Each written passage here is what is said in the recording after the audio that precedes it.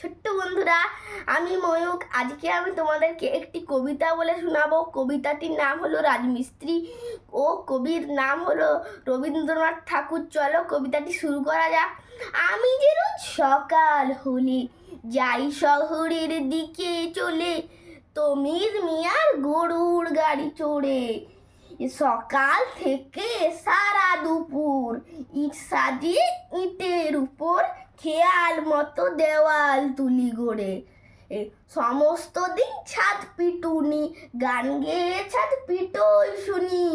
অনেক নিচে চলছে গাড়ি ঘোড়া, বাসনওয়ালা থালা বাজায়, সুর করে ওই হাঁক দিয়ে যায়। আতাওয়ালা নিয়ে ফলের ঝোড়া। 4:30 বেজে ওঠে, ছেলেরা সব বাসায় ছোটে। হো হো করে উড়িয়ে দিয়ে ধুলো, রোদ্দুর যেই আসে পড়ে, পুবের মুখে কোথা উড়ে।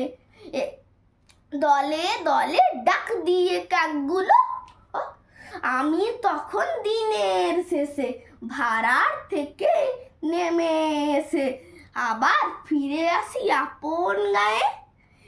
জানো নাকি আমার পাড়া, যেখানে ওই খুঁটি গাড়া, গাজো পুকুর পারে গাজন তলার বাঁয়ে। ছোট্ট বন্ধুরা, তোমাদের যদি এই কবিতাটি ভালো লেগে থাকে অবশ্যই আমাকে জানিও। কিন্তু চলো।